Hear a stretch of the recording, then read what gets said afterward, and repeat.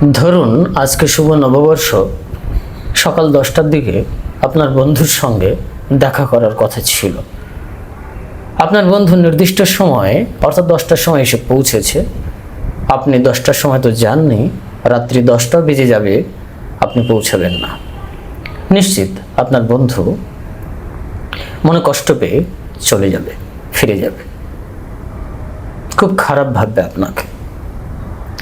আপনার ক্ষেত্রেও যদি এটা হয় তাহলে আপনিও খারাপ ভাববেন, এটা খুব স্বাভাবিক, আমরা এটাই ভাবি। কথা দিয়ে কথা না রাখাটা বড় বিড়ম্বনা, বড় প্রতারণা। ইহার অর্থ হচ্ছে তুমি তোমার বন্ধুর সঙ্গে প্রতারণা করো না।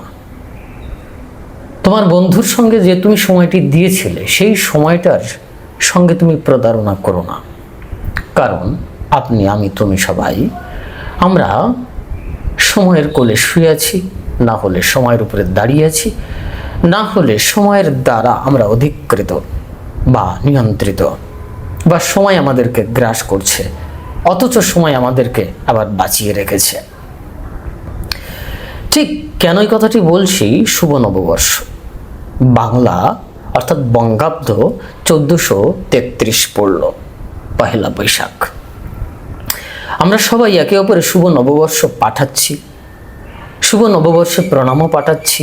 যারা গুরুজন, শ্রদ্ধাভাজন, যেমন আমাকে দুই একজন যারা কাছের মানুষ, তারা হয়তো এই শুভেচ্ছা বা প্রণাম বিনিময়টা করেছেন বা প্রদান করেছেন, আমিও তাদেরকে মঙ্গল আকাঙ্ক্ষা বা শুভেচ্ছা প্রার্থনা করেছি ঈশ্বরের কাছে, তাদের মঙ্গল হোক।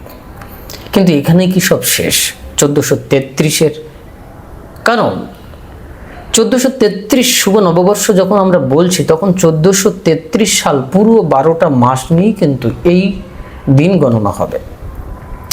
কলিকালের বয়স 5127 বছর, স্বাভাবিক সাধারণ নিয়ম অনুসারে যেটা জানা যায়। খ্রিস্টাব্দ 2026, চৈতন্য অব্দ 540। যারা চৈতন্য ফিলোসফিতে বিশ্বাসী বা যে বছরের দিন গণনা করেন চৈতন্য মহাপ্রভুকে নিয়ে, সেটা 540 চৈতন্য অব্দ। বিক্রমাব্দ রয়েছে 2084 বা 83, শকাব্দ রয়েছে 1948, এরকম গুপ্তাব্দ, হর্ষাব্দ, ঠিক আছে। তারপরে হিজরি সাল মুসলিম সম্প্রদায়ের ভেতরে রয়েছে, যেটা 1447 হয়েছে মুসলিমদের হিজরি সাল। এরকমভাবে তারপরে রয়েছে বুদ্ধাব্দ, অর্থাৎ বুদ্ধদেবের দর্শনে যে সাল তারিখ গণনা করা, সেটা হচ্ছে 2569। এখানে দেখবেন আমরা একজন মহাপুরুষকে ধরে বা প্রাচীন কোনো পুরুষকে ধরে, কোনো ঐতিহাসিক রাজা সম্রাটকে ধরে আমরা কিন্তু এই সাল গণনাটা করছি, এই সাল আমরা পেয়ে যাচ্ছি। বঙ্গাব্দ 1433, কবে থেকে এই সালটা এসেছিল আমরা বুঝতেই পারছি। এখান থেকে 1433 বছর আগে, মানে এতটা বছর হয়ে গেছে। কে সৃষ্টি করেছিলেন, কার হাত ধরে প্রবর্তন হয়েছিল, এগুলো নিয়ে অনেক বিতর্ক রয়েছে। বিক্রমাদিত্য, শশাঙ্ক ইত্যাদি ইত্যাদি, বরাহমিহির, হোসেন শাহ, তারপরে আকবর, এরকম ইত্যাদি নাম উঠে এসেছে। বাস্তবিক যে এই বঙ্গাব্দ এই সাল গণনাকে শুরু করেন বা কোথা থেকে প্রবর্তন, এ নিয়ে বিতর্কিত অবস্থায় থাকলেও বরাহমিহিরের সঙ্গে আমি খানিকটা মিল পাই। কারণ বরাহমিহিরের যে জন্ম আবির্ভাব তিথি, সেখানে কিন্তু সময়টার হিসেব পাওয়া যাচ্ছে। কারণ 1433 বছর আগে জন্ম নিতে হবে। তো সেক্ষেত্রে আকবর কত খ্রিস্টাব্দে এসেছিল, অমুক কত খ্রিস্টাব্দে এসেছিল, সেসব বিষয় নিয়ে বিতর্ক রয়েছে। তো যাই হোক, সেটা আলোচ্য বিষয় নয়। আমার আলোচ্য বিষয়টা হচ্ছে এই শুভ নববর্ষের আজকের দিনটাই কিন্তু শেষ হয়ে যাচ্ছে না, 365 বা 364টা দিন আপনার সামনে রয়েছে। এই দিনে আপনি কি করবেন? এই যে বন্ধুর কথাটা বলছিলাম, বন্ধুর সঙ্গে প্রতারণা করবেন না, সময়ের সঙ্গে প্রতারণা করবেন না, তাহলে সময় আপনাকে ছাড়বে না। সময়ের আরেক নাম হচ্ছে কাল। পার্থিব ব্যাকরণ সিদ্ধান্ত অনুসারে 3 ভাগে ভাগ করা হয়েছে, অতীত, বর্তমান, ভবিষ্যৎ। কিন্তু আমাদের শাস্ত্রীয় সিদ্ধান্তে কালের অনেক প্রকরণ আছে। যেমন সহজ কথা, আমরা যখন কাল শব্দটি পাই তখন মহাকালকে আমরা পেয়ে যাই, মহাকালকে পেয়ে যাই। ভগবান শিব শঙ্করের আরেক নাম হচ্ছে মহাকাল, কাল। কৃষ্ণেরও আরেক নাম কাল বা মহাকাল, এটা অন্যান্য শাস্ত্রে উঠে এসেছে। তাই যিনি কালকে রমণ করেন তিনি কালী, যিনি কালকে গ্রাস করেন তিনি কালী, যিনি মৃত্যু এবং সময়ের প্রতীক তিনি কালী, আবার মৃত্যু সময় বা কাল চক্রের যিনি নিয়ন্ত্রণে রেখেছেন তিনি হচ্ছেন কালী। আমরা অনেকগুলো দিক পাচ্ছি, সুতরাং কালী মৃত্যু রূপা, সময় রূপা, কাল রূপা, আবার কালকে নিয়ন্ত্রণ করছেন। তাহলে আপনি যেমন আপনার বন্ধুর সঙ্গে কথা দিয়ে কথা রাখতে পারেননি, তাহলে এই বিশ্ব মহাকালচক্রের ভিতরে খণ্ড কালচক্রে আপনি কালের সাথে কালের ধর্মটাকে রক্ষা করতে পারেননি, কালই আপনাকে ছাড়বে না। কাল বর্ণনার কথা বলতে গেলে অনেক কথা উঠে আসবে। ঋগ্বেদেও কিন্তু এই দিন রাত্রির কথা উঠে এসেছে, ষড় ঋতুর কথা উঠে এসেছে, মানে 6 ঋতুর কথা উঠে এসেছে, 5-6 ঋতুর কথা উঠে এসেছে। আপনারা প্রথম মণ্ডলে যদি এটাকে লক্ষ্য করেন তাহলে পেয়ে যাবেন ঋগ্বেদে। তাহলে এই সময়টার কোলে আপনি রয়েছেন। কীরকমভাবে এই 365টা দিন আপনার সামনে এখনো কিন্তু বাকি। আমরা শাস্ত্রীয় সিদ্ধান্ত অনুসারে ঐতিহ্য ব্রাহ্মণ সিদ্ধান্ত অনুসারে শাস্ত্রে আমরা পাচ্ছি 36,000 সংখ্যা দিবস, অর্থাৎ মনুষ্যের জীবনে যে আয়ুষ্কাল কাউন্টিং হয় দিন সংখ্যা সেটা 36,000। ঐতিহ্য উপনিষদে বা ঐতিহ্য ব্রাহ্মণে পরিষ্কার বলা আছে একটি স্তোত্রমে, বৃহতি সহস্র স্তোত্রম, যেখানে 36,000 সংখ্যার উল্লেখ পাওয়া যায়, যে অক্ষরগুলো নিয়ে তৈরি হয়েছে স্তোত্রম। এই জন্যে এই হিসেব অনুসারে এখানে তুলে নিয়ে আসা হয়েছে। বিশেষ করে শঙ্কর ভাষ্য ভগবান শঙ্করাচার্যের টিকাতে উঠে এসেছে 36,000 দিন সংখ্যা মানুষের আয়ুষ্কাল, অর্থাৎ 360 দিনে 1 বছর কাউন্টিং করা হয়েছে। তাই যদি হয় তাহলে 100 বছরে 36,000টা দিন হয়। এখন আপনার এই শুভ নববর্ষের বঙ্গাব্দে 1433 365 বা 364টি দিন সামনে রয়েছে। এখন আপনি কি করবেন? যার বয়স এখন 40, যার বয়স এখন 60, তার 60% কমপ্লিট হয়ে গেছে, তার 40% কমপ্লিট হয়ে গেছে। 36,000টা দিনের ভেতরে যার 30,000টা দিন চলে গেছে, বাকি রয়েছে 6,000টা দিন। আমরা এগুলো হিসেব করি না। কেন করি না? কারণ আমরা ওই একটা দিনেই বলতে অভ্যস্ত হয়ে উঠেছি। আমরা আসলে সময়কে ভালোবাসি না এবং নিজেকেও ভালোবাসি না। আর ঈশ্বরের কথা ছেড়েই দিন, ঈশ্বর অনেক দুরূহ ব্যাপার, দুর্লভ বিষয়বস্তু, ওগুলো আমার পর্যালোচনার বিষয় নয়। বেদ বেদান্তে বহু এগুলো নিয়ে তত্ত্ব দর্শন উঠে এসেছে। যার যেটা ভালো লেগেছে, যার যেটা দর্শনে পৌঁছেছে, যিনি সেই তত্ত্বজ্ঞ পুরুষ ব্রহ্মজ্ঞ পুরুষ জানতে পেরেছেন, তার বিষয় সেখানে সেরকমই। তো যাই হোক, সাধারণের উপর এই ব্রহ্মবিদ্যাকে চাপিয়ে দেওয়ার প্রবণতা আমার নেই, ঠিক আছে? আমি খুব সাধারণভাবে বলছি। কিন্তু ছোট ছোট যে হিসেবগুলো আপনাকে জীবনে করতে হবে, সেটা যদি আপনি না করেন, ওই বন্ধুর সাথে বা সময়ের সাথে যেটা প্রতারণা হচ্ছে, তার দ্বারা ভালো কিছুই হতে পারে না।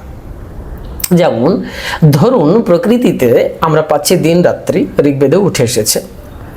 তো এই দিন রাত্রি, আজকে সূর্য উদয় হয়েছে 5টা বেজে অমুক সময়, সূর্য অস্ত হবে, সূর্য অস্ত যাবে অমুক সময়, ঠিক আছে? আপনার জীবনে কি তাহলে সূর্য অস্ত হচ্ছে না? সূর্য উদিত হচ্ছে না? হচ্ছে। বাইরের প্রকৃতিতে যেমন সূর্য উদয় হচ্ছে, সূর্যাস্ত হচ্ছে, ঠিক আপনার জীবনও সেরকমই হচ্ছে। কারণ 365টা দিনের ভেতরে আজকের পহেলা বৈশাখ, আজকের একটি দিন, 24 ঘন্টার একটি দিন, 8টি প্রহর, ঠিক আছে? দিনের 4টি প্রহর। তো এরকমভাবে ভাগ করা হয়েছে। এই দিনের 24টা ঘন্টার ভেতরের শুরুটা কিন্তু প্রকৃতিতে যেমন শুরু হয়ে গেছে, তেমনি আপনার জীবনের 36,000টা দিনের বা এই 1433 বঙ্গাব্দের আজকের প্রথম দিন পয়লা বৈশাখের 24 ঘন্টার দিন কিন্তু কাউন্টিং হয়ে গেছে। আপনার জীবনে সূর্য উদয় হয়ে গেছে আজকের দিনে, এবার সূর্যাস্ত হবে বা হয়ে গেছে ধরুন, তাহলে আপনার জীবনে সূর্যাস্ত হচ্ছে, সূর্য উদিত হচ্ছে। এই 24 ঘন্টাটাকে আমরা একটি দিন একটি রাত্রি বলেছি। দিনে 4টি প্রহর, রাত্রিতে 4টি প্রহর। এই দিনের বা 4টি প্রহরকে 8 ভাগে ভাগ করলে আমরা অর্ধ প্রহর করে পাই। অর্ধ প্রহর 1.5 ঘন্টা। এই 1.5 ঘন্টা প্রহরকে বলা হয় অর্ধযাম। অর্ধযাম এইভাবে সময়টাকে ভাগ করে নিয়ে আসলে দেখা যাবে যে আপনার জীবনে প্রত্যেকটি মুহূর্তে নববর্ষ। এই যে মুহূর্ত কথাটি এসে গেল, মুহূর্ত মানে আমরা জানি না কতটুকু সময়। কেন আমরা সময়কে লক্ষ্য করিনি? আমরা কালকে লক্ষ্য করিনি। আমরা কালীকে লক্ষ্য করিনি। এই যে লক্ষ্য শব্দটি এলো না, শুভ নববর্ষ, শুভ, ভালো কিছু ঘটুক, ভালো কিছু ঘটুক, ভালো কিছু হবে, এই যে লক্ষ্য রাখা, লক্ষণ, ইঙ্গিত, সংকেত, ভালো কিছুর গুণ, ধর্ম ইত্যাদিকে বোঝাচ্ছে লক্ষণ। এই লক্ষণ শব্দটি সাংস্কৃতিক পরিভাষায় দুটো শব্দের সংমিশ্রণে এসেছে, লক্ষ্য যুক্ত ক্ষণ। ক্ষণ মানে এখানে একটি সময়ের একটি অংশ, ঠিক আছে, সময়ের একটি অংশ। তাহলে যদি আপনি সময়ের প্রতি লক্ষ্য না করেন, তাহলে ভালো লক্ষণ কিভাবে দেখবেন সারা বছরের 365টা দিনে? খুব ডিফিকাল্ট থট, খুব গভীরভাবে ভাবতে হবে। তাই আমি যদি আমার জীবনের এই 1433 বঙ্গাব্দের সালটিকে বা 2026 সালের সালটিকে 365টা দিনকে বা 36,000 দিনকে ভালো রাখতে চাই, শুভ রাখতে চাই, তাহলে শুধু একটি দিন শুভ রাখলে চলবে না। ওই একটি দিনের প্রত্যেকটি ক্ষণের ভেতরে, সময়ের ভেতরে, মুহূর্তের ভেতরে, পল বিপল সেকেন্ড মুহূর্তের ভেতরে আপনাকে প্রবেশ করতে হবে। আমরা সেখানেই প্রবেশ করব। আর সেখানে প্রবেশ করে যদি আমরা ধর্মানুসারে কর্মানুষ্ঠান করি, তাহলে আমরা আমাদের 365টা দিন অর্থাৎ শুভ নববর্ষ পেতে পারি, সুন্দর বর্ষ পেতে পারি, সুন্দর জীবন, সুন্দর আয়ুষ্কাল পেতে পারি। তো যাই হোক, আমরা প্রহর পেয়েছি 3 ঘন্টায় একটি প্রহর, তাকে আমরা 1.5 ঘন্টায় ফেলেছি অর্ধযাম, ঠিক আছে। এই প্রহরের ভেতরে মুহূর্ত আছে, 48 মিনিটে এক মুহূর্ত হয়। একটু আগে আমরা যাচ্ছিলাম, এটা কিন্তু আবিধানিক সিদ্ধান্ত অনুসারে, ঠিক আছে, শাস্ত্রীয় সিদ্ধান্ত অনুসারেও আছে। তো আবিধানিক বা শাস্ত্রীয় সিদ্ধান্ত অনুসারে এটাই আমরা পাই, 48 মিনিটে একটি মুহূর্ত আমরা পাই। এবং আমরা জানি যে দণ্ড, দণ্ড, দণ্ড মানে লাঠি আছে, দণ্ড মানে প্রহার করা ইত্যাদি আছে, ঠিক আছে। তো এই দণ্ড মানে হচ্ছে 24 মিনিট। প্রাচীনকালে এই দণ্ডের সাপেক্ষে সময় নির্বাচন করা হতো বা সময় কাউন্টিং হতো, ঠিক আছে। 1 দণ্ড, 2 দণ্ড, এইভাবে পরবর্তীকালে সময়ের বিবর্তনে আমাদের আধুনিকতার স্পর্শে আমরা অনেক কিছু লাভ করেছি। তারপরে আমরা পেয়ে যাচ্ছি ক্ষণ। ক্ষণ হচ্ছে 4 মিনিটে হচ্ছে একটি ক্ষণ। জ্যোতিষশাস্ত্র অনুসারে আবার 48 মিনিটে একটি ক্ষণ। আমরা ক্ষণ মানে খুব কম সময় বুঝি এরকম কিছু, কিন্তু 4 মিনিটে একটি ক্ষণ হচ্ছে। তারপরে নিমেষ। নিমেষ হচ্ছে আমরা বুঝি চোখের পলক ফেলা, এটা হচ্ছে একটা নিমেষ। কিন্তু আবিধানিক সিদ্ধান্ত অনুসারে 16 মিনিটে একটি নিমেষ হয়। কিন্তু মেডিকেল সায়েন্স বা শারীরিক তত্ত্ব অনুসারে যদি বিচার করা হয়, তাহলে প্রত্যেকটি মানুষ সুস্থতা অসুস্থতার উপরে ডিপেন্ড করে সার্বিক দৃষ্টিকোণ থেকে বা সুস্থতার দৃষ্টিকোণ থেকে মিনিটে 15 থেকে 20 বার বা 18 থেকে 20-25 বার পলক ফেলেন বা নিমেষ ফেলেন। এই নিমেষ বা উন্মেষের অনেকগুলো কারণ আছে, বিভিন্ন ক্ষেত্রে বিভিন্ন রকম হতে পারে। আমাদের শ্বাস প্রশ্বাস 21,600 বার হয় প্রত্যেক দিনে, মিনিটে প্রায় সুস্থ মানুষের 15 থেকে সামথিং হয়, 15 বার এরকম। তার মানে দেখুন 15 থেকে 20 শ্বাস প্রশ্বাস, আবার 15 থেকে 20 আমাদের নিমেষ উন্মেষের যে সময়টা বা কাউন্টিং হচ্ছে পলকের, সে বিষয়টি চলে আসছে। দেখুন আমি কিন্তু আস্তে আস্তে কালের ভেতরে প্রবেশ করছি, কারণ ব্যাস ভাষ্যে বলেছে যে সময়ের ক্ষুদ্রতম কণা বা ক্ষণে সমগ্র মহাবিশ্ব পরিবর্তনের মধ্য দিয়ে যায়। ক্ষণে বা সময়ের যে কণার, সেটাতে সমগ্র বিশ্ব পরিবর্তনের মধ্য দিয়ে যায়। এইটুকু সময়ের ভেতরে আমরা ক্ষণ জেনে নিয়েছি, কতটুকুতে ক্ষণ হয়, মুহূর্ত হয়, ঠিক আছে। এই সময়ের কণাতে মহাবিশ্বের পরিবর্তন হচ্ছে। এবার ভাবুন আপনার আমার জীবনে সামান্য একটি নিমেষ বা উন্মেষ বা ক্ষণের বা মুহূর্তের পল বিপলের কতটুকু গুরুত্ব রয়েছে। এবার দেখুন একটি পলক যখন আমরা ফেলি, সেটাকে আপাত দৃষ্টিতে আবিধানিকভাবে 16 মিনিট বলা হয়েছে। যদি আমরা দেখি যে একটি পলক যখন আমরা ফেলি, নিমেষ করছি, তখন তার স্থিতিকাল কত? বৈজ্ঞানিক সিদ্ধান্ত অনুসারে 0.1 থেকে 0.4 সেকেন্ড, মানে 1 সেকেন্ডের অনেক কম সময়। সহজ কথায় বলতে পারি fraction of second. Fraction of second, সহজ করে আরও বলা যায় 1 সেকেন্ডের 10 ভাগে ভাগ করলে 1 যে ভাগ আসবে, সেই সময়টুকুই মাত্র, সেই সময়ের কণাটুকুই মাত্র নিমেষের স্থিতিকাল। আমি একটু আগেই বলছিলাম যে আমাদের জীবনে সন্ধ্যা নামে, এই যে সন্ধিক্ষণ, আমাদের জীবনে বয়স সন্ধিক্ষণ এসেছে, ওটা একটি সন্ধিক্ষণ, কিন্তু প্রতিনিয়ত আমাদের জীবনে সন্ধিক্ষণ হচ্ছে, প্রতিনিয়ত শুভ নববর্ষ আসছে, শুভ বর্ষ আসছে, সময়ের পরিবর্তন ঘটছে এবং মৃত্যু হচ্ছে এবং আমরা অন্ধত্ব লাভ করছি, আবার আমরা চোখে দেখতে পাচ্ছি। যেমন ধরুন, দিনের যখন শেষ হয়ে যাবে, সন্ধ্যা নামবে, তারপরে ক্রমান্বয়ে অন্ধত্ব অর্থাৎ অন্ধকার আসবে, তখন আপনি আলো ছাড়া কিছু দেখতে পাবেন না চোখ থাকা সত্ত্বেও। তাহলে একবার চিন্তা করুন তো, যখন আপনি চোখের পলক ফেলছেন, 0.1 সেকেন্ড স্থিতিকাল, মনে করুন এই যে আমি এই ফেলেছি, ওইটুকু সময় বন্ধ রয়েছে, ওই সময় আপনি কিছু দেখতে পাচ্ছেন না, কিন্তু আপনি হিসেব করেননি, আপনি আপনার চোখকে ভালোবাসেননি, আপনি শুধু ডিজাইন করেছেন। চোখের দিকে একবার তাকিয়ে ভাবেননি, কান দিয়ে একবার শুনে ভালো করে শ্রবণ করবার চেষ্টা করেননি যে কর্ণ আমাকে শুনতে সাহায্য করে, চোখ আমাকে দেখতে সাহায্য করে। এই চোখ যদি না দেখতে সাহায্য করতো, তাহলে আমি কিছুই দেখতে পেতাম না, আমি অন্ধকারেই থাকতাম, আমি অন্ধ হয়ে থাকতাম। তাই আমাদের প্রত্যেকটি যে নিমেষ উন্মেষের সময়ে দিন এবং রাত্রি আসছে এবং যতক্ষণ স্থিতি লাভ করছেন নিমেষ কাল, অর্থাৎ চোখ বন্ধ করে রাখছি, পলক ফেলে রেখে দিচ্ছি, সেইটুকু সময় আপনি অন্ধ।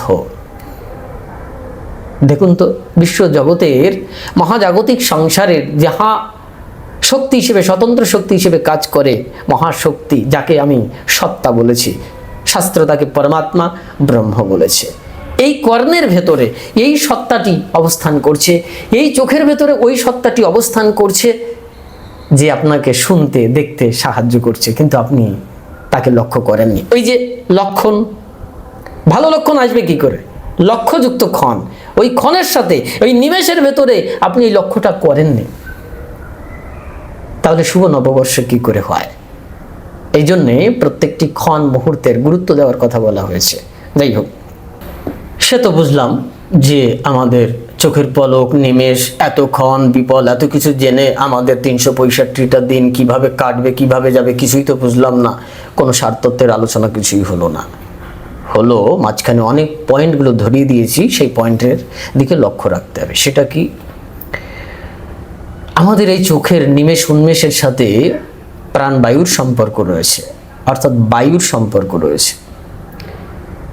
উপনিষদ বলছে, এতৎ সত্যম ব্রহ্ম প্রাণাখ্যাম এষ এক দেবঃ, অর্থাৎ এই সত্য ব্রহ্ম বলে যে বস্তুকে লক্ষ্য করা হয়েছে, উপনিষদ বলছে সেটা হচ্ছে প্রাণ। প্রাণ বলে আখ্যা দেওয়া হয়েছে, প্রাণ, মহাপ্রাণ।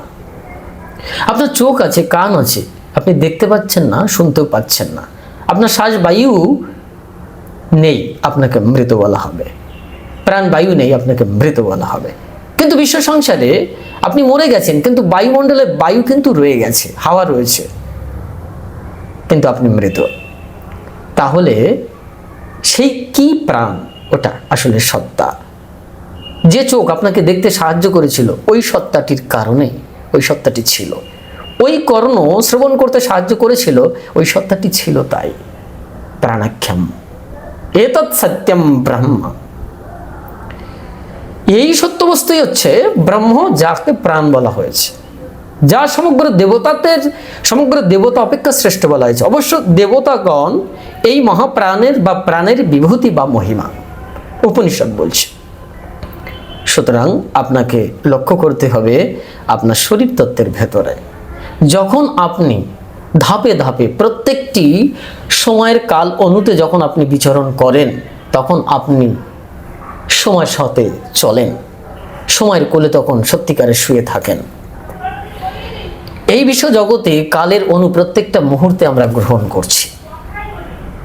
মহাকালের বা মহাকালীর কালের অনু গ্রহণ করে আমরা জীবিত আছি। ওই কালের অনু যখন একটু একটু করে ক্ষয় হয়ে যাচ্ছে, অর্থাৎ 36,000টা দিন শেষ হয়ে যাচ্ছে, তখন আমরা মৃত বলে ঘোষিত হচ্ছি, মৃত বলে আমাদেরকে ঘোষণা করা হচ্ছে।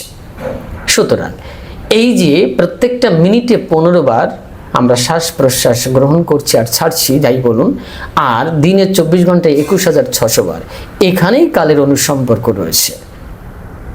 এই জন্যে এই নিমেষ পলক, এই নিমেষ উন্মেষ বা পলকের সাথে ক্ষণ বিপল সময়ের সঙ্গে এই ক্ষুদ্রাতি ক্ষুদ্র কণার অর্থাৎ কালের অনুসম্পর্ক, প্রাণবায়ুর সম্পর্ক রয়েছে। অর্থাৎ আপনি যখন প্রাণের স্পন্দন সঠিক ছন্দে বা মাত্রায় বা ধাপে ধাপে ফেলতে পারেন বা চলতে পারেন, তখন আপনি প্রকৃত সুখ লাভ করতে পারেন, তখন নববর্ষ সার্থক হয়। তখন 365টা দিনের একটি বছরের সার্থকতা পায়। বাস্তবিক সত্য এখানেই রয়েছে যে আপনার প্রত্যেকটি ক্ষণ বিপল মুহূর্তের সময় কালের অনুর প্রতি ধ্যান দিতে হবে। কারণ শাস্ত্র বলছে ইহলোকে কর্মানুষ্ঠান করেই 100 বছর জীবিত থাকবে, উপনিষদ বলছে। অর্থাৎ কর্মানুষ্ঠান করতে হবে। জন্ম নিলেই ত্রিবিধ ঋণ আমাদের থাকে। ব্রাহ্মণদের কথা বলা হয়েছে এখানে, দেব ঋণ, পিতৃঋণ আর ঋষির ঋণ। এখানে পুরুষদের ক্ষেত্রেও গার্হস্থ্য জীবনে যারা জীবনযাপন করছেন তাদের ক্ষেত্রে এই 3টে ঋণ অবশ্যই শোধ করতে হবে। যদি তা না করে কেউ সন্ন্যাস ধর্ম গ্রহণ করেন, মানে কর্মবিমুখ হয়ে যান, তাহলে তার মুক্তি হতে পারে না। সুতরাং এই প্রত্যেকটি কাল অনুর সঙ্গে আপনাকে ছন্দে ছন্দে কর্মানুষ্ঠানের মাধ্যম দিয়ে অর্থাৎ উৎকৃষ্ট ধর্মকে অনুসরণ করে চলতে হবে। তখন ধর্ম রক্ষাতি রক্ষিতা, তখন আপনি ধর্ম রক্ষা করেন, ধর্ম পালন করেন, তখন ধর্ম আপনাকে রক্ষা করে। অর্থাৎ সহজ কথাই হচ্ছে, আমরা যে কালীর কথা জানতে পেরেছিলাম, মহাকালীর কথা জানতে পেরেছিলাম, কলয়তি ভক্ষয়তি সর্বম এতৎ প্রলয় কালে ইতি কালী। প্রলয়কালে সমগ্র জগৎ প্রপঞ্চকে যিনি গ্রাস করেন তিনি কালী। এই সমগ্র জগৎ প্রপঞ্চকে গ্রাস করছেন তিনি কালী। এই কালীর কোলে খণ্ড কালচক্রের ভেতরে আমরা শুয়ে আছি। তার ছোট্ট একটি নাম হচ্ছে মৃত্যু। এই প্রত্যেকটা মুহূর্তে যখন কালের অনু শেষ হয়ে যাচ্ছে, তখন আমাদের জীবনে জরা ব্যাধি মৃত্যু সবকিছু আসছে, এগুলোই আমাদেরকে গ্রাস করছে। তার মানে আপনি খণ্ড কালচক্রের, বিকৃত কালচক্রের অধিকৃত। এই জন্য আপনি সারা জীবনের একবার শুভ নববর্ষ বললেও তা সন্তুষ্টিতে, তুষ্টিতে, পরিতৃপ্তিতে পরিপূর্ণ হয়ে ওঠে না, অশান্তি কাজ করে। এই জন্যে কালের অনুসাথে আমাদের ধাপে ধাপে চলতে হবে। এবার বক্তব্য হচ্ছে যে এই কালের অনু বা এই 365টা দিনকে কিভাবে সুন্দর রাখা যাবে, কিভাবে ভালো আমি থাকতে পারবো, ইহার কাজ কিভাবে করতে হবে, সেটা হচ্ছে প্রাণবায়ুর কাজ করা। সহজ করে আপনি যদি শ্বাস প্রশ্বাসের যে সংখ্যা 15 বার, এটাকে কমিয়ে আনতে পারেন, তত বেশি আপনি কালের অনু সঞ্চয় করতে পারেন। আপনার জীবনে তখন 365টা দিন তথা 36,000 যে দিন সংখ্যা, তা আরো বৃদ্ধিপ্রাপ্ত হয় এবং একটি সময় আপনি মৃত্যুঞ্জয়ী হতে পারেন। এই শ্বাস প্রশ্বাসের ভেতরে রয়েছে আসল রহস্য, আসল কালচক্র, আসল সময়ক্ষণ, আসল শুভ নববর্ষ। Happy new year, year of the Lord. যেমন জিসাস খ্রাইস্টের, ঠিক আছে, জন্মের সাল থেকে দিন গণনা করা হচ্ছে। তিনি জীবিত, হি ইজ অ্যালাইভ, তিনি জীবিত। কিন্তু আপনি আমি কালচক্রে ডুবে যাচ্ছি, মরে যাচ্ছি। সত্যিকারের অর্থে মহাপ্রকৃতির জগতে ওই ক্ষণিক সময়ের জন্য বেঁচে থাকা, তারপর আর থাকবো না, কোথায় হারিয়ে যাব। কিন্তু আমি প্রতি মুহূর্তের জন্য বাঁচতে চাই, ভালো থাকতে চাই, তার জন্যে প্রাণবায়ুর কাজ করতে হয়। এখানেই রয়েছে আসলে নিগূঢ় রহস্য। এই রহস্যকে ভেদ করতে হলে গুরু পারম্পরিক ভাবধারার ভেতরে সহজ কথায় সদ্গুরু আশ্রিত হয়ে এই প্রাণায়াম প্রক্রিয়া, অর্থাৎ 2 প্রকারের প্রাণায়াম প্রক্রিয়া আছে কিন্তু এখানে আবার, সেটা হচ্ছে বাহ্য প্রাণায়াম, আবার অন্ত প্রাণায়াম। ঠিক আছে, এই বাহ্য প্রাণায়াম বলুন বা অন্ত প্রাণায়ামের রহস্য ভেদ করে আপনাকে যেতে হবে সেই কালচক্রের উপরে। আমি প্রথমেই বলেছিলাম যে আপনি কালের উপরে, সময়ের উপরে দাঁড়িয়ে আছেন। এর অর্থ হচ্ছে আপনি নিজেও একটি প্রকৃতি, অর্থাৎ মহাকালীর বা কালীর পরাপ্রকৃতি শক্তির একটি শক্তি। যেমন মহাকালের বক্ষে সবরূপ মহাদেব হৃদয় পরিসংস্থিতা, সবরূপ মহাদেবের হৃদয়ের উপরে মহাকালী দাঁড়িয়ে আছেন। পরম ব্রহ্মময়ী সক্রিয় অবস্থায় দাঁড়িয়ে আছেন। ত্রিগুণাত্মিকা শক্তি নেই, সৃষ্টি স্থিতি প্রলয়।